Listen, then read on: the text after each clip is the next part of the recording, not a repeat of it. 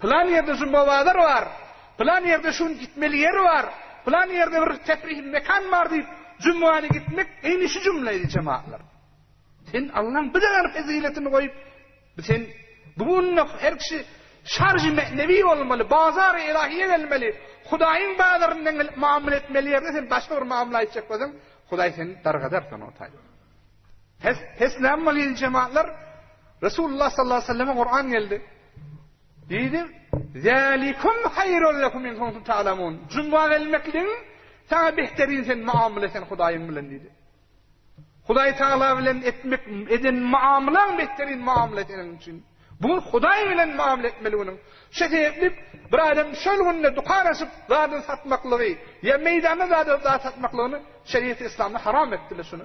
Bey etmek, satmak, satın almak cuma namazı kıltırında haram bolýar. Näme üçin?